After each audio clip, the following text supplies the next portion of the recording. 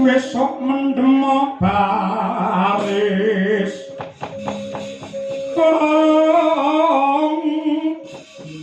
Paris prayitna ya saranta wong ing Dwarawati tinumpas panik awak Pandhawa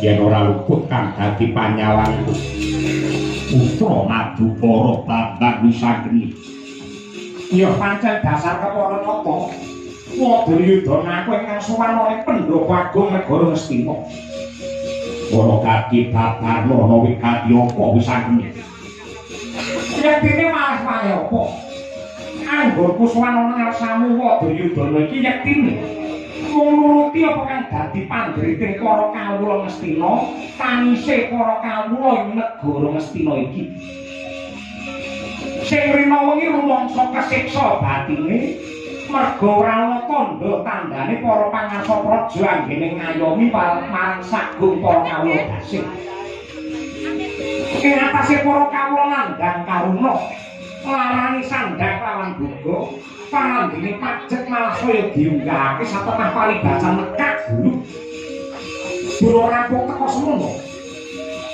apa wae kan dadi panjangka tumrape para kawula ing banjok lan pintering nalar lan ugi luhuring budi pengerti marang kaping-kaping tansah dialang-alangi dening para penggede negara Ngastina supaya ora ana wong pinter kejaba saka Kurawa ora ana wong pasir kejaba mung pejabat Ngastina kawula yo ajari dimen dadi kawula sing bodho kawula sing goblok yen dadi kawula bodho lan goblok pangurung ora bakal ana critane wani unjuk rasa nuntut marang pamarentah negara Ngastina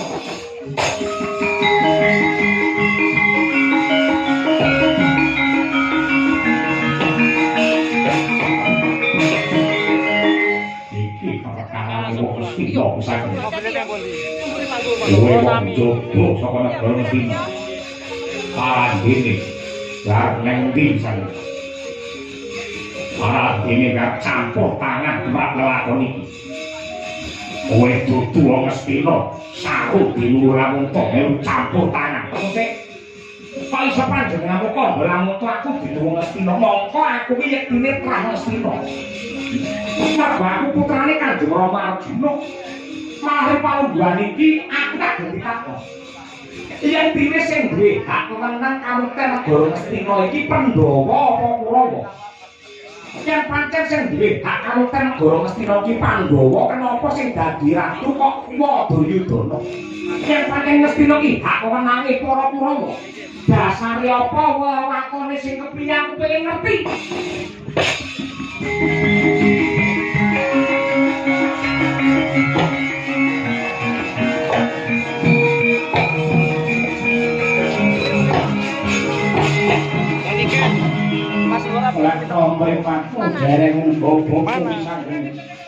Iki pujangga kraton Ngastina Manik Sasmita kang dadi aran sing mbok arepake apa menika teko lamun kowe bocah sing lupa karo sejarah kowe lak kandhani negara Ngastina wiwit bubar tatanane rusak kang dadi aturane mergo nalika semono ya kuwi sang Kresna Dipayana ya Prabu Biasa sereh keprabon banjur wisuda Prabu Pandhu Dewanata dadi ratu kuwi klerune Resi Abyasa mongko cetha pramilane kok putrane Resi Abyasa ana telu sing pambaret ya kuwi sang Baskara ana loro Prabu Pandhu manut paugeran kubune sing kabehane ya kuwi saware ora Baskara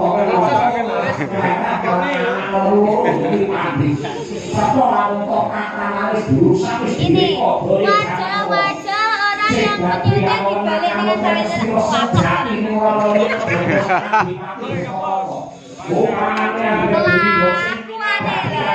dengan kelakuan dan keberangkatan kedatangan dan kepulangan.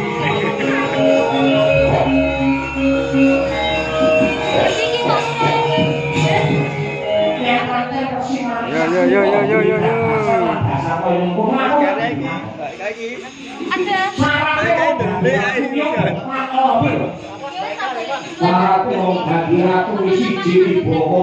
Angka loro Wicaksono, angka telu Prasaja bilengan angka papat ya kuwi Santosa.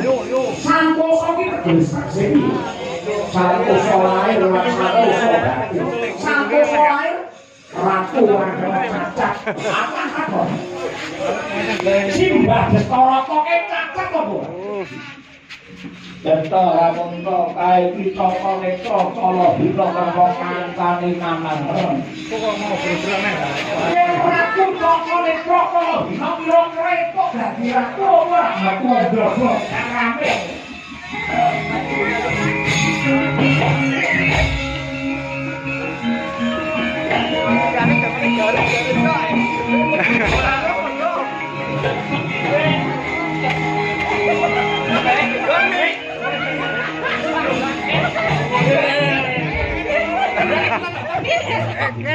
Berasnya abot. Ngawur. Apa dibalane? Jajalan mie harapan. Sadene mugi wonten kali ngomong oleh Iwak Sampurmu. Man, perintahke para sapa Kurawa mateni Wisangeni. Yen Wisangeni mudhar Janaka nganggo Pandhawa liyane melu ngenes pestaken dalu.